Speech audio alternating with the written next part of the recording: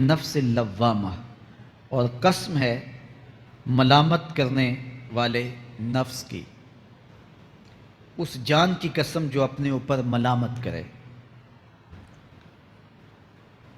انسان کے اندر جو نفس ہے وہ اس کو برائی کا حکم دیتا ہے۔ حکم دینے والے کو آمر کہتے ہیں، اور اسی سے مبالغہ کا صیغہ امارہ ہے، بہت زیادہ حکم دینے والا۔ تو جو نفس انسان کو برائی کا حکم دیتا ہے اس کو نفس امارہ کہتے ہیں، بہت زیادہ برائی کا حکم دینے والا۔ لیکن اللہ تعالیٰ جل شانہ دین کی برکت سے جب نفس کی اصلاح کرتا ہے تو نفس امارہ نفس لوامہ بن جاتا ہے، جو ملامت کرتا ہے، برائی پر بندے کو روکتا ہے۔ اندر ایک جنگ چلتی ہے، بندہ گناہ کرتا ہے لیکن اندر اس کا نفس اس کو ملامت کرتا ہے کہ تم غلط کر رہے ہو۔ تو اندر جو جنگ چل رہی ہوتی ہے، نفس ملامت کر رہا ہوتا ہے، گناہ بھی چل رہا ہوتا ہے، تمام عمر طوفان سے کھیلتے گزری، نیا کے ڈوبنے کا ڈر بھی رہا۔ تو یہ اندر جو کھینچا تانی ہے، ملامت اور گناہ، پھر توبہ بھی ہوتی ہے، پھر گناہ بھی سرزد ہو جاتے ہیں۔ تو یہ نفس لوامہ جو گناہ سے بندے کو روکتا ہے، اللہ تعالیٰ جل شانہ نے اس نفس لوامہ کی قسم کی ہے کہ مجھے قسم ہے انسان کے نفس لوامہ کی، جو اس کو برائی سے روکتا رہتا ہے اور خیر کی طرف اس کو بلاتا رہتا ہے۔ تو قیامت کی قسم کی اور نفس لوامہ کی قسم کی۔ اور جب نفس مزید ترقی کرتا ہے اور پھر اندر نیکی کی قوتیں پنپتی ہیں تو ایک وقت آتا ہے کہ پھر انسان نیکی ہی کے ماحول میں جینا شروع کر دیتا ہے، تو پھر نفس کو اطمینان ملتا ہے، اس نفس کو نفس مطمئنہ کہتے ہیں۔ اور جب نفس نفس مطمئنہ بن جائے تو قیامت کے دن اللہ تعالیٰ جل شانہ آواز دے گا کہ میرے لیے گناہوں کو چھوڑنے والے آجا، تیرا رب تیرا منتظر ہے۔ سورہ الفجر میں ارشاد فرمایا، یا ایتھا النفس المطمئنہ ارجعی الی ربک راضیۃ مرضیہ فادخلی فی عبادی وادخلی جنتی۔ اے نفس مطمئنہ، آجا، تیرا رب تیرے پہ راضی اور تو رب پہ راضی، میرے بندوں میں داخل ہو کے میری جنت میں داخل ہو جا۔ تو اللہ تعالی ہمارے نفس کو نفس مطمئنہ بنائے۔ تو نفس لوامہ بھی غنیمت ہے، جو گناہ پہ ملامت کرتا ہے۔ تو اللہ تعالیٰ جل شانہ نے قیامت کے دن کی قسم کی تو ساتھ نفس لوامہ کی بھی قسم کی۔ قسم تو کوئی بھی کرے تو سننے والا متوجہ ہوتا ہے کہ یہ جو قسم کی جا رہی ہے تو یہ کسی عنوان کی اہمیت کو بیان کرنا مقصود ہے۔ تو پھر قسم اگر رب کرے تو پھر سمجھنے کے لیے کافی ہے کہ وہ کتنا اہم مضمون ہوگا جس پہ میرا رب رب ہو کے قسم کر رہا ہے۔ تو قیامت پر اللہ تعالیٰ قسم فرما رہا ہے تاکہ اس کا قسم فرمانا اہل عقل کے لیے کافی ہو کہ اس کے اس بات کے لیے اس سے بڑی کیا دلیل ہو سکتی ہے کہ میرا رب اس پہ قسم کر رہا ہے۔ اَيَحْسَبُ الْإِنسَانُ أَن لَّن نَّجْمَعَ عِظَامَهُ، اللہ تعالیٰ ارشاد فرماتا ہے کہ کیا آدمی یہ سمجھتا ہے کہ ہم ہرگز اس کی ہڈیاں جمع نہیں فرمائیں گے؟ یہ ایک کافر تھا، عدی بن ربیعہ، یہ مراد ہے یہاں انسان سے۔ ایک روایت کے مطابق ابو جہل بن ہشام مراد ہے۔ تو یہ ابو جہل یا عدی بن ربیعہ یہ کہتے تھے کہ کیا ہڈیوں کو دوبارہ جوڑا جائے گا، دوبارہ ان کو جمع کیا جائے گا؟ یہ نہیں ہو سکتا، قیامت نہیں آ سکتی۔ وہ کہتے تھے یہ جہاں ہے بس ختم ہو جائے گا کام تمام، لہٰذا جو عزت پانی ہے، جو لذت حاصل کرنی ہے، جو عیش و عشرت کرنی ہے، جو کچھ کرنا ہے اسی جہان میں کر لو۔ آج کل بہت سارے لوگوں کا رویہ بھی یہی ہے کہ بس ٹھیک ہے، یہ دنیا ہی سب کچھ ہے، آخرت بس ایک اعتقاد کی حد تک ذہن کے کسی گوشے میں ہے، 2 لمحوں کے لیے خیال آیا تو رک گئے، پھر اپنی وہی ڈگر کی زندگی۔ لیکن آخرت جب تیقن کی اس منزل تک پہنچ جائے، پھر انسان کے اعمال کے اندر خود بخود جو ہے وہ نظم پیدا ہو جاتا ہے کہ چونکہ میں اللہ کے حضور پیش ہونا ہے اور ایک ایک عمل کا میں نے حساب دینا ہے۔ تو آخرت کے بارے میں یقین کی کمزوری انسان کو جو ہے وہ گناہوں کی دلدل میں پھنسا دیتی ہے۔ اس لیے آخرت کا یقین یہ بہت ضروری ہے تاکہ ہماری زندگی میں نظم پیدا ہو اور ہم اللہ کے حضور جھکنے والے، اس کے شکر گزار بندے، اس کی اتباع کرنے والے بنیں۔ تو اب وہ کافر کہتے تھے، ابن ربیعہ یا ابو جہل، کہ یہ جو ہڈیاں ہیں ان ہڈیوں کو کیسے دوبارہ زندہ کیا جائے گا۔ نضر بن حارث ایک کافر تھا، وہ کہیں سے قبرستان سے پرانی ہڈی اٹھا لایا اور وہ اتنی بوسیدہ تھی کہ ہاتھ کے لمس سے ٹوٹ ٹوٹ کے گرتی تھی، اور حضور کے پاس آ کھڑا ہوا اور آ کے کہنے لگا کہ کیا ان ہڈیوں کو دوبارہ زندہ کیا جائے گا؟ کون ہے ان کو جو دوبارہ زندہ کرے؟ اور ساتھ ہڈی توڑتا ہے اور اس کے ریزے زمین پہ گرتے ہیں۔ تو حضور علیہ السلام نے اللہ کی جانب سے اس کا جواب دیا۔ ذرا قرآن پڑھیے، سورہ یاسین کا آخری رکوع ہے، وَضَرَبَ لَنَا مَثَلًا وَنَسِیَ خَلْقًا قَالَ مَن يُحْیِی الْعِظَامَ وَهِیَ رَمِیمٌ۔ اب وہ باتیں کرنے لگ گیا ہے، اس کی زبان بولنے لگی ہے، اب کہاوتیں ہمارے لیے لاتا ہے، اور کیا کہتا ہے؟ مَن يُحْیِی الْعِظَامَ وَهِیَ رَمِیمٌ، ان ہڈیوں کو کون زندہ کرے گا جبکہ اتنی بوسیدہ ہو گئی ہیں۔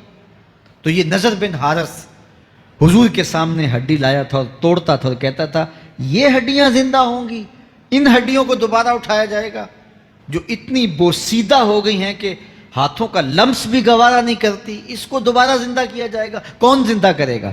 جواب سنو، قُلْ يُحْیِیہَا الَّذِی أَنشَأَہَا أَوَّلَ مَرَّةٍ، اے محبوب فرما دیجئے اب تو ہڈیاں موجود ہیں، جب ہڈیاں بھی نہیں تھیں تو جس رب نے انسان بنایا ہڈیوں کو جوڑ کے نہیں بنا سکتا۔ اب تو میٹیریل موجود ہے جب میٹیریل بھی موجود نہیں تھا۔ هل اتی علی الانسان حین من الدہر لم یکن شیئا مذکورا، انسان پر وہ وقت بھی آیا ہے جب یہ قابل ذکر چیز ہی نہیں تھا، اس کا نقشہ نہیں تھا، اس کی صورت نہیں تھی، اس کا میٹیریل نہیں تھا، اس کا مادہ نہیں تھا، لیکن جس نے حضرت انسان بنایا، پانی کی بوند سے تخلیق کیا، تو اب کیا وہ ہڈیوں کو جوڑ کر انسان نہیں بنا سکتا؟ تو یہ کفار بات کرتے تھے کہ نہیں نہیں نہیں، اتنی بوسیدہ ہڈیوں کو کیسے زندہ کیا جائے گا، یہ بات سمجھ میں نہیں آتی۔ پھر ان کے ذرے بکھر گئے، بعض انسانوں کو جانور چیڑ پھاڑ کے کھا گئے، کچھ وہ کھا گئے، کچھ ہڈیاں پڑی رہ گئیں، کچھ ان کی ہڈیاں راکھ بن کے اڑ گئیں۔ تو کیسے ہو سکتا ہے کہ ان کو دوبارہ زندہ کیا جائے، ان کے اجزاء جوڑے جائیں؟ اب یہ عدی بن ربیعہ نے بھی یہی کہا۔ اللہ ارشاد فرماتا ہے یحسب الانسان ان لن نجمع عظامہ، یہ آدمی گمان کرتا ہے، کہتا ہے کیا ہڈیوں کو دوبارہ زندہ کیا جائے گا؟ اللہ فرماتا ہے کیوں نہیں، ہم اس بات پہ قادر ہیں کہ اس کے انگلیوں کے پور پور کو دوبارہ کھڑا کر دیں، اور اس کے اجزاء جو بکھرے ہوئے ہیں ان کو ہم اکٹھا کر کے دوبارہ ان کو جوڑ دیں، ہمارے لیے کوئی مشکل نہیں ہے۔ لیکن یہ اس کا خیال ہے کہ ہڈیوں کو کیسے جوڑا جائے گا، لیکن سورہ یاسین میں جو دلیل دی اس پہ کس قدر جو ہے وہ اشش کرنے کو جی چاہتا ہے۔ فرمایا کہ قُلْ یُحْیِیہَا الَّذِی أَنشَأَہَا أَوَّلَ مَرَّةٍ، یہ کہتے ہیں یہ ہڈیاں کون جوڑے گا؟ کہا جب ہڈیاں بھی نہیں تھی، جس نے ہڈیاں بنائی اس کے لیے جوڑنا کیا مشکل ہے؟ تو یہ عجیب تم نے بات کی۔ تو اللہ تعالیٰ جل شانہ قیامت کے دن ہمارے وجود دوبارہ اٹھائے گا اور اپنے حضور بندوں کو کھڑا کرے گا اور ان سے سوال پوچھے گا۔ یہ نہیں ہے کہ جو مرضی کرتے گئے، ایک آدمی نے ظلم کیا، جبر کیا، زیادتیاں کی، لوگوں کا حق لوٹا، لوگوں کا مال غصب کیا، عزتیں پامال کی، اور اتنا مؤثر تھا کہ عدالتیں وہ خرید لیتا تھا، کچہریاں وہ خرید لیتا تھا، پولیس وہ خرید لیتا تھا، کوئی اسے پوچھنے والا نہیں تھا، اس کی بات چلتی تھی، اس کا فون چلتا تھا، اس کا رکا چلتا تھا، عیش و عشرت کی زندگی گزاری اور مر گیا۔ ہزاروں کے حق غصب کر کے، ہزاروں کا مال ہڑپ کر کے، لوگوں کی آبروئیں لوٹ کے مر گیا اور قبر میں چلا گیا، بس قصہ ختم، اب نہ وہ اٹھے گا نہ اس سے حساب لیا جائے گا، تو پھر انصاف کہاں گیا؟ ایک عدالت ایسی ہونی چاہیے کہ جس عدالت میں اس کو بھی پکڑا جائے اور ٹکٹکی پہ باندھا جائے کہ دنیا پر تو کسی نے تجھے پکڑا نہیں، اس عدالت میں تیرے خلاف سلطانی گواہ بھی موجود ہیں اور تجھے گناہوں کا، جرم کا بدلہ بھی دیا جائے گا، اور منصف جو ہے وہ انصاف کرے اور ان مظلوموں کو کھڑا کیا جائے کہ دنیا پر تو تمہاری داد رسی کسی نے کی، اس دربار میں تمہاری پوری پوری داد رسی کی جائے گی۔ عقل مانتی ہے کہ ایک ایسا دربار ہونا چاہیے، ایسا احتسابی عمل ہونا چاہیے، ایک ایسی عدالت لگنی چاہیے کہ جس کا کہیں جسے انصاف نہیں ملا اس کو وہاں جا کے انصاف ملے، اور وہ دن قیامت کا دن ہے۔ اس کا یقین زندگی میں نظم پیدا کر دیتا ہے اور تھر تھر بدن کانپتا ہے کہ آج اگر ہم مؤثر بھی ہو جائیں اور کسی کے سامنے جواب دے نہ ہوں، لیکن ایک عدالت تو ہے جہاں ہم نے جواب دہ ہونا ہے اور اپنے ایک ایک عمل کا حساب دینا ہے۔ تو اللہ ارشاد فرماتا ہے کہ اس عدالت کے سامنے تم نے پیش ہونا ہے، تمہارے جوڑ جوڑ کو اللہ تعالیٰ دوبارہ کھڑا کرے گا اور اس کو دوبارہ تخلیق کرے گا اور پیدا کرے گا، اور تم دوبارہ کھڑے ہو جاؤ گے، اس کے حضور پیش ہوگے۔ بل یرید الانسان لیفجر امامہ، بلکہ آدمی چاہتا ہے کہ اس کی نگاہ کے سامنے بدی کرے۔ استغفر اللہ۔ یہ ایک ظالم کافر تھا، وہ حضور کی خدمت میں آیا، کہنے لگا میں نہیں مانتا قیامت آئے گی۔ حضور نے اس کو دلائل دیے، تو جب دلائل کے سامنے بے بس ہو گیا تو کہنے لگا کہ جس قیامت کی آپ بات کرتے ہیں وہ قیامت آ بھی گئی تو میں نہیں مانوں گا۔ اللہ اکبر۔ تو وہ انکار کرنے والوں کی انتہا ہوتی ہے، اور ذرا دیکھیے وہ کیا بول رہا ہے، بل یرید الانسان لیفجر امامہ۔ اس کی سرکشی دیکھیے، اس کا تمرد دیکھیے۔ وہ کہتا ہے اچھا اگر قیامت قائم ہوئی تو یہ گناہ، یہ جرم، یہ بدی، یہ بدکاریاں، یہ ظلم جو میں کرتا ہوں، یہ بدکاریاں رب کے سامنے کروں گا۔ کیسی ڈٹائی ہے، مذاق اڑاتا ہے، تمسخر اڑاتا ہے آخرت کا۔ کہتا ہے جو بدیوں کا کاروبار میں نے گرم کیا ہے، جو بدکاریاں میری زندگی کا معمول ہیں، جو دادے عیش دیتا ہوں، جو عزتوں کو پامال کرتا ہوں، جو غریبوں کے پنجے توڑتا ہوں، جو لوگوں کا حق غصب کرتا ہوں، جو برائیاں کرتا ہوں، اگر قیامت قائم بھی ہو گئی تو میں یہ سارے جرم رب کے سامنے کروں گا، پھر وہ مجھے پکڑ کے دکھائے۔ اللہ اکبر۔ یسأل ایان یوم القیامہ۔ پھر پوچھتا ہے اچھا قیامت کب آئے گی؟ یہ تمسخر کے طور پہ پوچھتا ہے، لاؤ نہ قیامت، کب آئے گی قیامت؟ میں جرم رب کے سامنے کرنا چاہتا ہوں۔ اللہ اکبر۔ اب جواب سنیے، اب لفظوں کا ترجمہ اس زور سے کیا ہی نہیں جا سکتا جس زور کے لفظ ہیں۔ وہ کہتا ہے قیامت کب آئے گی؟ میں تو یہ جرم رب کے سامنے کرنا چاہتا ہوں، کوئی قیامت نہیں ہے، مذاق اڑاتا ہے۔ قیامت کب آئے گی؟ آواز آئی فائزہ برق البصر وخسف القمر وجمع الشمس والقمر۔ جب قیامت آئے گی تو آنکھیں چندھیا جائیں گے، چاند بے نور ہو جائے گا، سورج اور چاند اکٹھے ہو جائیں گے۔ یقول الانسان یومئذ این المفر۔ آج جو کہتا ہے کہاں ہے قیامت، اس دن بھاگتا پھرے گا، کوئی پناہ گاہ ہو بتاؤ، کوئی ہے ٹھکانہ چھپنے کا، کوئی پناہ گاہ ہے؟ کلا لا وزر۔ آواز آئے گی کوئی ٹھکانہ نہیں ہے، آج کوئی ٹھکانہ نہیں ہے۔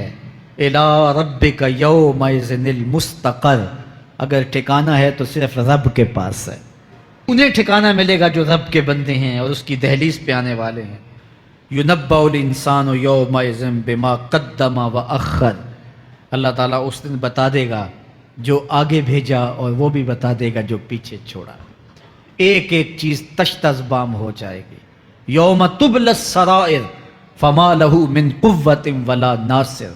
اللہ فرماتا سارے راز کھل جائیں گے، جو بند کمروں میں جرم کیے، دادے عیش دیتا رہا، وہ بھی کھل جائیں گے، اور پھر کوئی طاقت نہیں ہوگی، کوئی زور نہیں ہوگا، کوئی زر نہیں ہوگا جو اس کو بے نقاب ہونے سے بچا سکے۔ اے داور حشر میرا نامہ اعمال نہ پوچھ، اس میں کئی پردہ نشینوں کے بھی نام آتے ہیں۔ تو وہ کتنا سخت دن ہوگا۔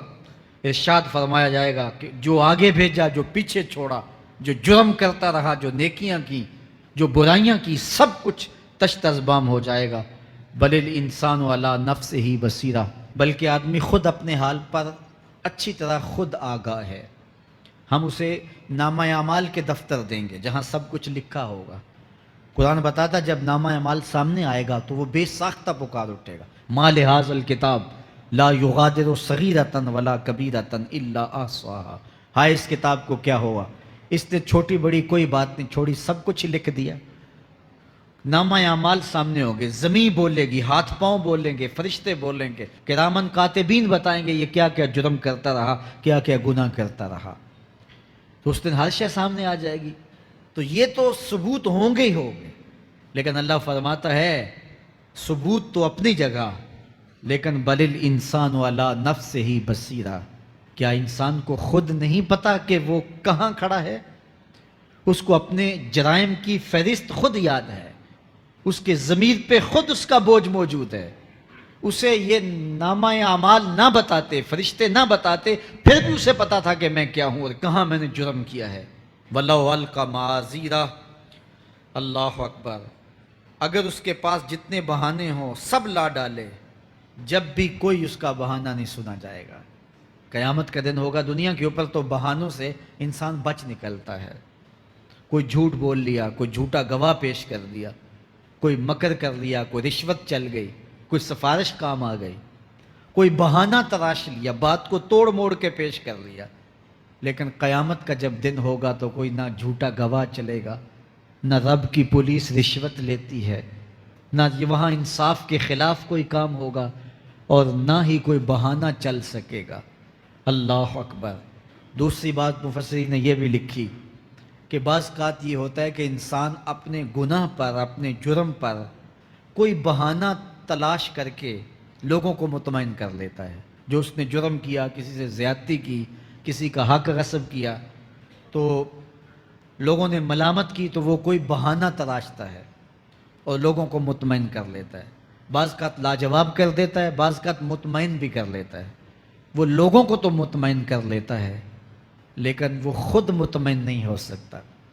جس نے جرم کیا ہوتا ہے، جرم اس کو اندر سے ڈستا رہتا ہے، اس کا ضمیر اس کو ٹھوکریں مارتا رہتا ہے، اندر کی بے چینی اسے تنگ کرتی رہتی ہے، اگرچہ وہ دلائل سے، مکر و فریب سے، باتوں کو توڑ موڑ کے عذر کر لیتا ہے، کوئی بہانہ بنا لیتا ہے، لیکن اس کے باوجود اس کے اندر کوئی چین، اندر کوئی اطمینان نہیں ہوتا۔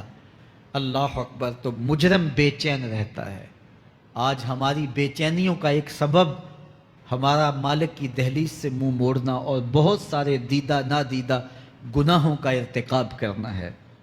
جب ہم سے سستیاں ہو جاتی ہیں، کوتاہیاں ہو جاتی ہیں، تو وہ گناہ ہمارا پیچھا نہیں چھوڑتے اور ہمیں بے چین اور مضطرب رکھتے ہیں۔ تو بعض اوقات جو ہے وہ ہم کہتے ہیں کہ پتہ نہیں بے چینی کیا ہے۔ بے چینی گناہوں کی ہے۔ گناہ طبیعت میں بے چینی پیدا کر دیتا ہے، سکون نہیں آنے دیتا، اطمینان کی دولت چھن جاتی ہے جب کوئی شخص گناہ کرتا ہے۔ اور یہ لازمی نہیں ہے کہ وہ کسی کا حق غصب کرے، اس نے کسی کی عزت ہی پامال کی ہو، اس نے کسی کی آبرو پہ حملہ کیا ہو۔ اگر نماز چھوڑی ہے تو بے چینی یہ بھی کم نہیں ہے، یہ رب کی نافرمانی ہے۔ اگر اس کی نظر بھٹکی ہے تو یہ بھی کم بے چینی نہیں دیتی۔ اگر اس کا خیال بہکا ہے، اس نے زبان سے کسی کو دکھ دیا ہے، اس نے کسی کے لیے سب و شتم کا انداز اختیار کیا ہے، گالی گلوچ کا رنگ اختیار کیا ہے، تو پھر کیا ہوا کہ یہ بے چینی اندر کو توڑتی رہتی ہے۔ انسان چلتا پھرتا ہے لیکن اسے طمانینت نہیں ملتی، اسے سکون نہیں ملتا۔ سکون کب ملے گا؟ سکون تب ملتا ہے جب کسی سے زیادتی کی ہو تو اس سے جا کے معافی مانگ لی جائے، اور اس لجاجت کے ساتھ معافی مانگی جائے کہ وہ مجبور ہو جائے معاف کرنے پہ، تو پھر اندر طمانینت اتر جاتی ہے۔ اگر رب کی نافرمانیاں کی ہیں تو لیلۃ القدر کے دامن میں اس سے معافی مانگ لو، اتنی لجاجت سے معافی مانگو، اس قدر رو کے معافی مانگو، ترلے منت پہ اتر آؤ، ہاتھ جوڑو، آنسو بہاؤ، چیخو، چلاؤ، رو، اس کی دہلیز سے لپٹ جاؤ، اس سے اپنے گناہوں کی معذرت کرو۔ جب مالک نے معاف کر دیا، اندر کی ساری بے چینیاں مٹ جائیں گے، دل کو قرار مل جائے گا، دل کو تسکین نصیب ہوگی۔ تسکین اس کی دہلیز سے تمہیں ملے گی، یہ اندر سے پھوٹتی ہے، باہر سے نہیں آتی ہے۔ تسکین کے قافلے اندر ہی اترتے ہیں، اندر سے اس کے سوتے پھوٹتے ہیں، اس کے چشمے پھوٹتے ہیں۔ ہم باہر سے ڈھونڈتے ہیں، باہر سے تسکین نہیں ملتی، یہ اندر سے آئے گی۔ اس لیے اس دل کے اوپر لگے ہوئے میل کچیل کو، غلاظت کو دور کر لو اور کھرچ دو دل کے اوپر پڑے ہوئے جتنے بھی زنگ ہیں، تو پھر نتیجہ کیا ہوگا؟ دل ستھرا ہوگا، مصفہ ہوگا، مزکہ ہوگا، تو پھر دل پر نور ہوگا، تو پھر آپ کو زندگی گزارنے کا لطف اور سرور اور مزہ آنے لگ جائے گا۔ تو انسان جب دلیلیں تراشتا ہے، اس سے ایک بعض اوقات اپنے آپ کو بھی مطمئن کرنے کی کوشش کرتا ہے، اوروں کو بھی مطمئن کر لیتا ہے، لیکن حقیقت میں اطمینان نہیں ہوتا، وہ بے چینی ہوتی ہے۔ تو اللہ تعالیٰ جل شانہ اس کہانی کو بیان کرتے ہوئے ایک اور مضمون کو بیان کیا، اور یہ بالکل درمیان میں جملہ معترضہ کے طور پہ جو ہے وہ نظر آ رہا ہے کہ بات تو چل رہی ہے، تو اچانک اللہ اپنے محبوب سے مخاطبہ فرماتا ہے اور کیا ارشاد کرتا ہے؟ لا تحرک بہ لسانک لتعجل بہ۔ تو یہ اچانک بات کیوں آ گئی؟ اصل بات یہ تھی کہ جب وحی نازل ہوتی تو آقا کریم علیہ السلام ہمہ تن گوش ہو کے اس وحی کو سنتے، پھر اس کو محفوظ کرنے کی فکر ہوتی کہ جو میں نے سنا ہے وہ اچھی طرح مجھے یاد ہو جائے، اور پھر آقا کریم علیہ السلام کی تیسری فکر یہ ہوتی کہ اس کے جو معارف ہیں، اسرار ہیں، اور اس کے جو ثمرات ہیں، اس کی جو تفصیلات اور نکلنے والے اس کے نتائج ہیں، وہ بھی اچھی طرح جو ہے وہ میں سمجھ پاؤں۔ تو یہ تین مشقتیں بیک وقت حضور گوارا کر رہے ہوتے۔ اب قیامت کا ہولناک منظر جو پیش کیا گیا، اور پھر انسان جب اپنے رب کی نافرمانی کرتا ہے تو جو اس کا حال ہوتا ہے، تو یہ سارے مضامین کو اللہ کے محبوب سن رہے تھے۔ حضور کے قلب اطہر پر گرانی آئی، اور میرے رب کو کیسے گوارا تھا۔ جو حضور سن رہے تھے جلدی جلدی اس کو زبان پہ لانا چاہ رہے تھے تاکہ وہ اچھی طرح ازبر ہو جائے، لیکن اللہ نے محبوب کی اس مشقت کو دیکھا تو فرمایا لا تحرک بہ لسانک لتعجل بہ۔ محبوب آپ اپنی زبان کو جنبش نہ دیں، آپ جلدی کرتے ہیں تاکہ وہ جو میں نے سنا ہے وہ میری زبان پہ آ جائے۔ ان علینا جمعہ و قرآن، یہ ہمارے اوپر ہے، ہم آپ کے دل میں جمع بھی کریں گے، جو آپ کو سکھایا ہے وہ آپ کو یاد بھی رہے گا، وہ آپ بھول نہیں سکیں گے۔ فَإِذَا قَرَأْنَاهُ فَاتَّبِعْ قُرْآنَهُ، اور جب ہم پڑھ لیں تو پھر اس کے بعد آپ اس کو دہرائیں پڑھیں۔ ثُمَّ إِنَّ عَلَيْنَا بَيَانًا، پھر اس کی تفصیل بھی ہمارے ذمہ ہے، اس کا بیان بھی ہمارے ذمہ ہے۔ اس سے وہ لوگ جو حجیت حدیث کا انکار کرتے ہیں اور پھر وہ کہتے ہیں کہ نہیں بس قرآن مجید کی آیات ہی ہیں، اس کے علاوہ اور کچھ نہیں ہے، وہ من اللہ نہیں ہے، تو یہاں غور کرنا ہے۔ ثم ان علینا بیانہ فرمایا گیا، پھر ہمارے اوپر ہے اس کا بیان جو آپ کو ہم القاء کریں۔ اور آقا کریم نے فرمایا، سنن نسائی کی روایت ہے، انما اوتیت القرآن ومثلہ معہ، مجھے قرآن دیا گیا اور قرآن جتنے اور علوم بھی میرے سینے میں رکھے گئے۔ تو صرف قرآن ہی نہیں اتارا گیا حضور کے سینے میں، حضور کے سینے میں بہت کچھ نازل کیا۔ حضور کا سینہ گنجینہ ہے اسرار و معانی کا، اور اللہ تعالیٰ جل شانہ نے اپنے محبوب کو بہت کچھ عطا کیا۔ یہ بیان کرنے کے بعد فرمایا کلا بل تحبون العاجلہ وتذرون الآخرہ۔ اللہ اکبر، کوئی نہیں بلکہ یہ جو تم لوگ ہو اے کافرو، تم اس چیز کو پسند کرتے ہو جو بالکل نقد ہے، جو جلد ملنے والی ہے۔ دنیا کا سودا نقد ہے، دنیا کے نفع نقد ہیں، دنیا کی لذات نقد ہیں۔ شیطان کہتا ہے اب چوری کرو اب مال آئے گا، اب زنا کرو اب لذت ملے گی، اب ڈاکہ کرو اب امیر ہو جاؤ گے۔ تو دنیا کے سودے نقد ہیں اور آخرت کے وعدے ادھار ہیں۔ وہ ارشاد فرمایا بل تحبون العاجلہ، تم دنیا کی جو عاجل چیزیں ہیں، جو بالکل نقد سودے ہیں، تم ان کے پیچھے پڑتے ہو۔ وتذرون الآخرہ، اور آخرت کو چھوڑتے ہو۔ دوسرے مقام پہ ارشاد فرمایا سورہ الاعلیٰ میں بل تؤثرون الحیات الدنیا والآخرۃ خیر وابقی، تم دنیا کی جیتی زندگی کو ترجیح دیتے ہو، حالانکہ آخرت بہتر بھی ہے اور دائمی بھی۔ میں آپ کی توجہ چاہوں گا، آخرت بہتر بھی ہے اور دائمی بھی، لیکن تمہاری ترجیح یہ دنیا ہے جس کی آخرت کے مقابلے میں کوئی حیثیت ہی نہیں ہے۔ حضور نے ارشاد فرمایا اگر کسی کو جنت میں ایک کوڑا رکھنے کی جگہ مل جائے، ایک ڈنڈا رکھنے کی جگہ مل جائے، دنیا و ما فیہا کی دولتوں سے وہ زیادہ قیمتی ہے۔ 7 بر اعظموں پہ پھیلی ہوئی کائنات، سمندروں کی تہوں میں قیمتی موتی، پہاڑوں کے دامن میں قیمتی معدنیات، مالیاتی اداروں کے پاس سرمائے، لوگوں کے پاس دولت کے انبار، یہ سارے اکٹھے کر لیے جائیں اور ان کی قیمت لگائی جائے، اور جنت میں ایک ڈنڈا رکھنے کی جگہ، ایک عصا رکھنے کی جگہ، ایک کوڑا رکھنے کی جگہ، وہ جگہ پھر بھی زیادہ قیمتی ہے۔ پراپرٹی ویلیو ہوتی ہے نا، وہ کہتے ہیں کہ دور دراز دیہات سے 10 ایکڑ فروخت کریں تو یہاں ہمارے بائی پاس پہ اگر لیں تو 1 کنال جگہ آئے گی، 10 ایکڑ فروخت کر کے یہاں 1 کنال ملے گی۔ اور اگر آپ مزید اس کو فروخت کر کے مزید جو ہے وہ کسی مہنگے علاقے میں چلے جائیں تو ہو سکتا ہے 2 مرلے اس 10 ایکڑ کے مقابلے میں آئیں۔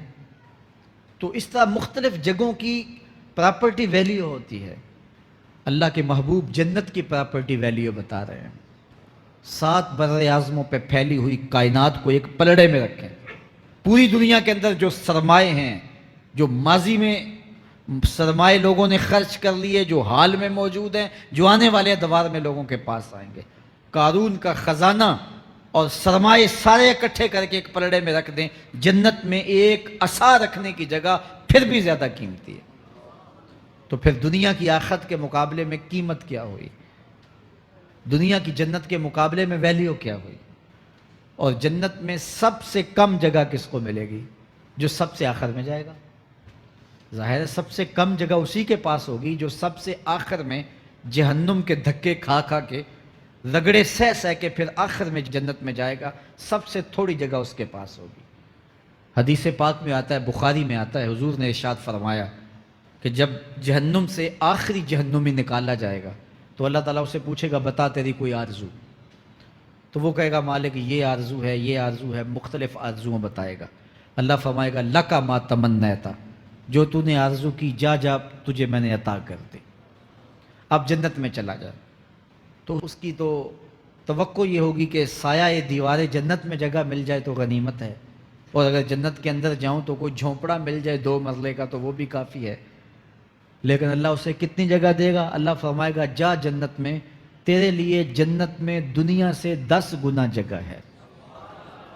7 بر اعظموں کو 10 سے ضرب دے تو کہا کہ دنیا سے 10 گنا جگہ تیرے لیے، اس کو یقین ہی نہیں آئے گا۔ وہ کہے گا اتسخر وانت الملک، میرے رب تو بادشاہ ہو کے مجھ سے مذاق کر رہا ہے؟ اللہ فرمائے گا نہیں، تیرے لیے 10 گنا جگہ ہے، اور اس کے لیے 10 گنا جگہ ہوگی جو سب سے آخر میں جنت میں جائے گا۔ میں آپ کی توجہ چاہوں گا، جو آخری جنتی ہے اس کے پاس کتنی جگہ ہوگی، کتنی پراپرٹی ہوگی؟ آج تو 2 10 20 50 مربع کسی کے پاس ہوں تو وہ اتراتا ہوا چلتا ہے کہ میں اتنا بڑا ذمہ دار ہوں۔ جنت میں آخری جنتی کی جگہ کتنی ہوگی؟ دنیا سے 10 گنا جگہ۔ تو داتا گنج بخش علی حجویری کی جاگیروں کا عالم کیا ہوگا؟ بابا فرید الدین گنجے شکر کی جاگیروں کا عالم کیا ہوگا؟ پھر اصحاب رسول کی جاگیروں کا عالم کیا ہوگا؟ قیمتی کتنی جگہ کہ ایک ڈنڈا رکھنے کی جگہ مل جائے، دنیا و ما فیہا سے وہ قیمتی، اور وہ قیمتی جگہ دنیا سے 10 گنا جگہ اس کو دی جائے گی جو سب سے آخر میں جائے گا۔ تو مجھے بتائیے اس سے بڑا بے وقوف کوئی ہے جو آخرت کو برباد کر کے دنیا کا سودا کرتا ہے؟ بل تؤثرون الحیات الدنیا والآخرۃ خیر وابقی، کہا آخرت بہتر بھی ہے اور دائمی بھی ہے، نہ ختم ہونے والی زندگی ہے۔ تو یہاں بھی ارشاد فرمایا کلا بل تحبون العاجلہ وتذرون الآخرہ، تم نقد کے پیچھے دوڑتے ہو، آخرت جو ادھار ہے اس کی پرواہ نہیں کرتے ہو۔ یہ نقد تمہیں مل بھی جائے، پہلی تو بات ہے ملتی نہیں ہے، دنیا تمہارے آگے بھاگتی ہے اور تم پیچھے بھاگ رہے ہو۔ کچھ حصہ تمہیں مل بھی گیا تو وہ کتنے سالوں کے لیے؟ 60 سال 70 سال، یہ تو بڑی لمبی زندگی ہیں۔ ہمارے ہاں 45 سال ایوریج نکالی گئی ہے۔ 60 سال بھی کوئی جی لے، 70 سال بھی کوئی جی لے، کیا حیثیت ہے آخرت کے مقابلے میں؟ آخرت کا ایک دن یوم حشر قرآن بتاتا ہے 50,000 سال کا ہوگا۔ 50 سال کا نہیں، 50 100 سال کا نہیں، 50,000 سال کا ایک دن۔ پھر اس کے بعد نا ختم ہونے والی زندگی، مینڈے کی شکل میں موت کو بھی ذبح کر دیا جائے گا، موت کو بھی موت آ گئی، اب موت نہیں ہے، نا ختم ہونے والی زندگی۔ اور جو جنت میں چلا گیا سب سے آخر میں جانے والے کی یہ جائیدادیں، تو اصل زندگی تو آخرت کی زندگی ہے۔ کلا بل تحبون العاجلہ وتذرون الآخرہ، یہ تو ایک سودا ہے۔ اب اللہ تعالیٰ ایک اور چیز بتا رہا ہے، ذرا غور کیجئے۔ دنیا کی محبت دل میں ایسی پیدا ہو گئی کہ ہمیں سال کے بعد ماہ سیام میں مسجد میں آنا نصیب ہوتا ہے، اور ہم اپنی ہی دنیا میں مگن ہیں کہ یہی دنیا سب کچھ ہے۔ یہ کائنات بھی دیکھو، میرا رب بیان کر رہا ہے، وجوہ یومئذ ناظرہ الی ربہا ناظرہ۔ وہ دن جب آئے گا تو جب بندے اس کے حضور حاضر ہوں گے، جنہوں نے اپنی زندگی حزم و احتیاط سے گزاری ہوگی، رب کی اتباع میں، فرما برداری میں، اس کے حکموں کو پورے کرتے بسر کی ہوگی، پھر ان کو صلہ کیا ہوگا؟ اللہ فرمایا کچھ چہرے ہوں گے جو تر و تازہ ہوں گے، کھل کے گلاب ہو جائیں گے، چہرے منور اور تابہ ہوں گے۔ یہ اتنے کھلے کیوں ہوں گے، چہرے گلاب کیوں ہوں گے؟ الی ربہا ناظرہ، اس لیے کہ رب کا دیدار نصیب ہوگا۔ رب کا دیدار نصیب ہوگا تو چہرے کھل جائیں گے، اور چہرے شگفتہ ہو جائیں گے، چہرے تر و تازہ ہو جائیں گے۔ یار کوئی پرانا دوست مل جائے اور آپ سخت صدمے کے ماحول میں ہوں تو اچانک اسے دیکھ لیں تو آپ کا چہرہ کھل جاتا ہے اور آپ کا چہرہ گلاب بن جاتا ہے، تو پھر کیا منظر ہوگا؟ دنیا کے تھکے ہوئے لوگ، جنگوں کے ستائے ہوئے لوگ، بدر، احد، حنین اور کربلا کی سختیاں گوارا کیے ہوئے لوگ، تہجد کے اندر لمبا قیام کر کے راتوں کی تنہائیوں کے تھکے ہوئے لوگ، حلال کھایا حرام نہیں کھایا اور دنیا سے پیچھے رہ گئے، دنیا آگے چلی گئی اور یہ حلال کی تلاش میں بظاہر پیچھے رہ گئے۔ گھر والے بھی تانے دیتے ہیں کہ تم تو پیچھے رہ گئے، دنیا کہاں چلی گئی، تمہارے رشتہ دار کہاں چلے گئے۔ تانے اور تانوں تشنی کے برستے تیر سہے ساری زندگی گزار دی، دکھوں کے مارے ہوئے یہ شخص جب قیامت کے دن اپنے رب کے حضور جائیں گے تو اللہ رخ انور سے نقاب ہٹا دے گا، پھر کیا ہوگا؟ اللہ کا دیدار ہوگا تو یہ چہرے کھل جائیں گے، ساری تھکن اتر جائے گی، جنم جنم کی ساری تھکن اتر جائے گی اور چہرے شگفتہ گلاب بن جائیں گے۔ اللہ فرمائے گا دیکھو ان کے چہرے کیسے کھلے ہوئے، وجوہ یومئذ ناظرہ الی ربہا ناظرہ۔ یہ تو خوش نصیب لوگوں کے چہرے ہیں۔ ووجوہ یومئذ باسرہ، اور پھر اس دن کچھ منہ بگڑے ہوئے ہوں گے۔ کیسے بگڑے ہوں گے؟ پاؤں میں درد ہو تو چہرے پر بگاڑ ہوتا ہے، پیٹ میں درد ہو تو چہرہ اچھا دکھائی نہیں دیتا، کان میں درد ہو، آنکھ میں درد ہو، سر میں درد ہو تو چہرہ بگڑ جاتا ہے۔ اور ان کے چہرے اتنے بگڑے ہوں گے، کوئی آنے والا خوف طاری ہو تو چہرے بگڑ جاتے ہیں، اور انسان کے چہرے کی ہوائیاں اڑی ہوتی ہیں، اب ان کے چہروں کی ہوائیاں اڑی ہوں گی۔ کیوں؟ قرآن بتاتا ہے تظن ان یفعل بہا فاقرہ، یہ ڈر رہے ہوں گے کہ ہمارے ساتھ اب جو سلوک ہونے والا ہے وہ کمر کی ہڈی توڑ دے گا۔ ہم نے رب کے حکموں کو توڑا، ہم نے پرواہ نہیں کی، ہم سمجھے دنیا میں آئے ہیں تو ہماری دنیا ہے، آوارہ ہوں، خواہشات نفس کے مطابق زندگی گزاریں، آنکھیں بے حیائی میں لگی رہیں، سوچیں آوارگی میں لگی رہیں، کان نغمے سنتے رہے، زبان جھوٹ بکتی رہی، ظلم و جبر کا بازار گرم رکھا، عصمتیں عزتیں پامال کرتا رہا، لوگوں کا مال لوٹتا رہا، حق غصب کرتا رہا، کلیجی اور دل چیرتا رہا، لوگوں کو زخمی کرتا رہا، لوگوں کے جذبات سے کھیلتا رہا، پرواہ نہیں کی کہ یہ دنیا ہے، امتحان گاہ ہے، چند دنوں کے لیے آئے ہیں، اللہ کے حضور پیش ہونا ہے، عملوں کا حساب ہونا ہے۔ اب جب وہ دیکھیں گے کہ ہمارے ساتھ کیا ہونے والا ہے تو ان کے چہرے پہلے بگڑ جائیں گے۔ کیوں؟ وہ گمان کریں گے کہ ان کی ریڑھ کی ہڈی توڑ دی جائے گی، ایسے عذاب آئیں گے جس طرح کسی کی ریڑھ کی ہڈی ٹوٹ جائے تو اس کا چہرہ شگفتہ گلاب تو نہیں ہوتا، اس کا چہرہ جو ہے وہ تو کس قدر مرجھایا ہوا ہوتا ہے۔ تو اللہ ارشاد فرماتا ہے اس طرح ان کے چہرے ہوں گے، ابھی عذاب آیا نہیں ہے لیکن چہرے پہلے اترے ہوئے ہوں گے، اور جب عذاب کی بھٹی میں ڈالے جائیں گے، اللہ اکبر، اور وہ سخت عذاب، حضور نے جبریل امین سے پوچھا مجھے جہنم کے عذابوں کا ذکر سناؤ، عرض کی حضور سب سے ہلکے عذاب کی کہانی سناتا ہوں، اور وہ یہ کہ جہنمی کے پاؤں میں آگ کا جوتا رکھا جائے گا، باقی پورا بدن اس کا سلامت ہوگا۔ یہ سب سے ہلکے عذاب کی کیفیت ہے۔ اب پاؤں میں آگ کا جوتا ہوگا، حدت، گرمی، شدت اتنی ہوگی کہ دماغ پگھل کے ناک اور کانوں کے راستے سے باہر آ جائے گا۔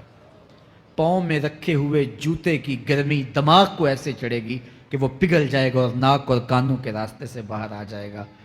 تو اللہ کے عذاب کے خوف سے چہرے بگڑ جائیں گے، حالت سلامت نہیں رہے گی۔ یہ بات ذہن میں رکھیں کہ اللہ جس کو جہنم میں ڈالے گا اس کو اس صورت میں نہیں ڈالے گا، یہ محمدی صورت ہے، یہ شکل اس کی چھین لی جائے گی اور اس کی شکل بڑی کر دی جائے گی۔ اس کا ایک ایک دانت احد پہاڑ جتنا ہوگا۔ احد پہاڑ کا پھیلاؤ 15 کلومیٹر پہ ہے، 15 کلومیٹر کا ایک دانت اور 32 دانت کتنے ہوں گے تو منہ کتنا بڑا ہوگا۔ اس کو اتنا بڑا اس لیے کیا جائے گا تاکہ وہ عذاب کی تکلیف زیادہ سہے۔ 70 گز موٹی کھال ہوگی اور کھال جل جائے گی تو اللہ قرآن میں فرماتا ہے ہم نئی کھال دے دیں گے تاکہ عذاب کی تکلیف اس کو گوارا کرنی پڑے۔ پھر چیخے گا، چلائے گا، ہائے مجھے پانی دو، پانی دو، پیاس کی شدت ہے۔ 70 سال تک تو اس کی کوئی آواز ہی نہیں سنے گا۔ 70 سال کے بعد داروغہ جہنم چیخ کر کہے گا کیا مانگتا ہے؟ وہ بولے گا مجھے پانی چاہیے۔ کہا جائے گا تو بے بھی ملتا ہے پانی۔ پھر داروغہ جہنم اسے پانی دے گا، کوکا کولا کی بوتل دے گا یا پیپسی تھما دے گا یا منرل واٹر کی بوتل دے گا؟ نہیں، قرآن بتاتا ہے اسے مائے حمیم دیا جائے گا، کھولتا ہوا پانی، اور وہ اتنا گرم ہوگا جب پینے کے لیے چہرے کے قریب کرے گا اس سے اٹھتی ہوئی بھاپ کی وجہ سے چہرے کی کھال ادڑ کے اس کے اندر گر پڑے گی، لیکن اس کے باوجود اس کو پینا پڑے گا۔ اللہ فرماتا ہے یہ دنیا ہی سب کچھ نہیں ہے، سمجھ لیا یہی سب کچھ ہے، آخرت کو بھول گئے، صبح اٹھے کام پہ چلے گئے، شام آئے آوارگی میں چلے گئے، صدائیں آتی رہیں حی علی الصلاح حی علی الفلاح، کوئی پرواہ نہیں کی، نہ پیشانیوں نے سجدے کیے، نہ سوچوں میں پاکیزگی آئی، زندگی یوں گزار کے چلے گئے۔ ایسے نہیں، کہا ایک وہ ہوں گے جن کے چہرے شگفتہ گلاب ہوں گے، ایک وہ ہوں گے جن کے چہرے بگڑے ہوئے ہوں گے۔ اللہ اکبر، کلا اذا بلغت التراکی، یہ تو قیامت کا منظر ہے نا، قیامت سے قبل بھی ایک منظر ہے، اللہ اس منظر کو بھی بیان کر رہا ہے۔ کلا اذا بلغت التراکی، ہاں ہاں جب جان گلے کو پہنچ جائے گی، اے انسان تیرے اوپر وہ گھڑی بھی آنے والی ہے، وہ وقت بھی آنے والا ہے جب سانس اس ہنسلی میں اٹک جائے گا، جب سینے سے بھی سانس اوپر چلی گئی، اب ڈاکٹر بھی لا علاج قرار دے رہے ہیں کہ اب علاج نہیں رہا ہے، جان بس اب نکلنا چاہ رہی ہے، اور کہا جائے گا کوئی جھاڑ پھونک والا بلاؤ، اب ڈاکٹروں نے تو جواب دے دیا، اب سانس اٹک گئی گلے میں، چند لمحوں کی مہمان ہے، اب ڈاکٹروں نے کہا اب ہماری جانب سے لا علاج ہو گیا، اب لے جاؤ اس کو گھر یا وینٹیلیٹر پہ ڈال دیتے ہیں اس کو، بس اب ہماری جانب سے کوئی اس کا علاج نہیں ہے۔ اب گھر والے روتے ہیں، کہتے ہیں کوئی جھاڑ پھونک والا لاؤ، کوئی دم والا لاؤ، شاید وہ کوئی دم کرے تو اس کی جان میں جان آ جائے، ڈاکٹروں نے تو لا علاج قرار دے دیا۔ وَظَنَّ عَنَّهُ الْفِرَاقُ، اللہ فرماتا ہے یہ تو جھاڑ پھونک والے کو ڈھونڈ رہے ہیں، لیکن جس کی سانس یہاں اٹکی ہے وہ سمجھ گیا ہے اب موت آ گئی ہے، اس کو یقین ہو گیا ہے کہ اب موت کے لمحے آ گئے ہیں، اب میں بچ نہیں پاؤں گا، اب آنکھیں تاڑے لگی ہوئی ہیں۔ وَالْتَفَّتِ السَّاقُ بِالسَّاقِ، پنڈلی پہ پنڈلی چڑھ رہی ہے، جب موت آ جاتی ہے تو پھر پنڈلی سے پنڈلی لپٹ جاتی ہے، اس کو پھر جدا کرتے ہیں اور جدا کر کے دونوں انگوٹھے باندھ دیتے ہیں تاکہ پنڈلی کے اوپر پنڈلی نہ چڑھے۔ اللہ وہ منظر بیان کرتا ہے صاحب یہ وقت آنے والا ہے جب دونوں انگوٹھے باندھ دیے جائیں گے، جب ناک میں روئی ٹھونس دی جائے گی، جب چٹے لباس میں کفن دیا جائے گا، جب غسال کے سامنے بے بس پڑے ہوں گے، وہ چاہے یہ بازو اٹھائے چاہے یہ بازو اٹھائے، گرم پانی ڈالے یا سرد پانی ڈالے، جب بس پڑے ہوئے ہوں گے جو ہے وہ غسل دینے والوں کے، اور ناک میں روئی ہوگی اور دونوں انگوٹھے آپس میں بندھے ہوں گے، یہ محل، یہ ماڑی، یہ کوٹھیاں، یہ بنگلے جس کو سویر شام لگ کے حلال حرام کی تمیز کیے بغیر بنایا تھا، غوث اعظم رضی اللہ تعالیٰ عنہ بولے مکان بنا رہا ہے بسیں گے اور حساب تو جا کے دے گا۔ اور یہ تو ایک رات بھی تجھے اس گھر کے اندر نہیں رکھیں گے کہ چلو ایک رات مہمان رکھ لیں. کہتے ہیں نہیں نہیں، مہمانوں نے بھی جانا ہے تو جلدی کرو، اس کو سپرد کراؤ. وہ تو تیرا لباس بھی پھاڑ کے اتاریں گے، خود غسل دینے کے لیے تیار بھی نہیں ہے. تجھ سے خوف آنے لگا ہے. جاندی واری ڈرونا بنے ہوتے، ہاتھ نہ لاندے ڈر دے. جنہ لئی تو پاپ کمائے، اج کتھے نہیں تیرے کر دے. آج تو وہ تیرے ساتھ تجھے غسل دینے کے لیے آمادہ نہیں ہے. وَالْتَفَّتِ السَّاقُ بِالسَّاقِ، جب پنڈلی پہ پنڈلی چڑھنے لگ جائے گی. إِلَىٰ رَبِّكَ يَوْمَئِذٍ الْمَسَاقُ، اس دن تیرے رب کی طرف ہی لوٹ کے جانا ہے. فَلَا صَدَّقَ وَلَا صَلَّىٰ، اس نے نہ تو سچ مانا اور نہ نماز پڑھی. وَلَٰكِنْ كَذَّبَ وَتَوَلَّىٰ، ہاں جھٹلایا اور منہ پھیر کے چل پڑا. ثُمَّ ذَهَبَ إِلَىٰ أَهْلِهِ يَتَمَطَّىٰ، پھر اپنے گھر کو اکڑتا ہوا چلا.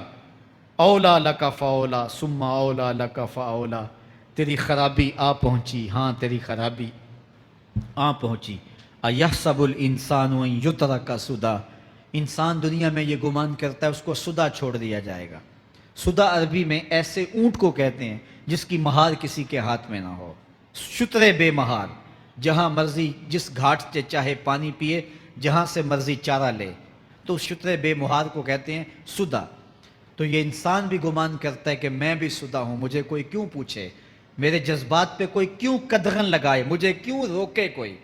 بالخصوص جوانی کے ایام کے اندر جوان کو بڑا ہوتا ہے کہ کوئی مجھے کیوں، وہ تو ماں باپ کے کہنے میں بھی نہیں آنا چاہتا. وہ کہتا ہے کیوں مجھے روکتے ہیں، میری جوانی ہے، میرے جذبات ہیں، مجھے آزادی سے جینے دو، کیوں میرے راستے میں رکاوٹ بنتے ہو، میں سدا ہوں. اللہ فرماتا ہے نہیں، ایک اونٹ تو سدا ہو سکتا ہے، جس کو میں نے اشرف المخلوقات بنایا ہے اس کو تو سدا نہیں چھوڑوں گا، اس کو تو پابند بناؤں گا حکام کا. اب وہ کہتا ہے کہ نہیں نہیں، یہ کیسے دوبارہ اٹھائے جائیں گے. اب دوبارہ وہی بات پھر آ گئی. الم یک نطفۃ من منی یمنی، اللہ فرماتا ہے ایک بوند تھی نا، پانی کا ایک قطرہ تھا جو رحم مادر میں رکھا گیا. ثم کان علقہ، پھر وہ پانی کا قطرہ لوتھڑا بنا. فخلق فسویٰ، پھر اللہ نے اسے پیدا فرمایا اور پھر ٹھیک ہموار کیا. فجعل منہ الزوجین الذکر والانثیٰ، پھر اس سے وہ جوڑ بنائے، کوئی مرد بنایا کوئی عورت بنائی. کہا اب غور کر، اب تیری آنکھیں دیکھتی ہیں، بجلیاں چمکتی ہیں، تیری زبان کا طوطی بولتا ہے، لوگ اشش کرتے ہیں تیری گفتگو پہ، تیری گفتار پہ صدقے جاتے ہیں، تیرے لہجے کے جمال کو دیکھتے ہیں، تیرے سینے کا زور، تیرے پنجوں کی طاقت، تیری دماغ کی تیزیاں اور تیری سوچوں کے اجالے، تیری زوردار ٹانگیں، تیرے کڑیل بازو اور تیری چوڑی چھاتی اور تیرے گلاب کی پتیوں جیسے ہونٹ. اے انسان، یہ سب کچھ کہاں تراشا گیا؟ ماں کے رحم میں، اس تاریکی میں جو 3 پردوں میں تھی. تیرا سر تیرے گھٹنوں میں تھا اور تیرے رب نے وہاں تیرے اندر نسوانیت یا رجولیت کی صلاحیتیں پیدا کی، تیری آنکھوں میں چمک پیدا کی، تیرے کانوں میں نغمے بکھیرے، تیری زبان کے پٹھوں پہ قوت ذائقہ رکھی، تجھے بولنے کی صلاحیت دی، تیرے پنجوں میں زور رکھا. آج تو مفتی شہر ہے، آج تو علامۃ الدہر ہے، آج تو قاضی القضات ہے، آج تو منسٹر ہے، آج تو وزیر اعظم ہے، آج تو پہلوان ہے، آج تو شہزادہ ہے، آج تو بادشاہ ہے، آج تو زوراور ہے. آج تیری طاقت کے کیا کہنے، آج شیروں کو تو نچا لیتا ہے، ہاتھیوں کو تو بٹھا لیتا ہے، آج تو بڑا زوراور گھڑ سوار ہے. آج تیری طاقت کے کیا کہنے، تو کشتی کرتا ہے، زمانہ دیکھنے آتا ہے. آج تیری طاقت کے شہرے ہیں، تیری عظمت کے تنتنے ہیں. لیکن انسان، تو ایک ناپاک قطرہ تھا اور رحم مادر میں تھا. تیرے اندر یہ رنگ کس نے بھرے؟ تیرے کانوں میں نغمے کس نے رکھے؟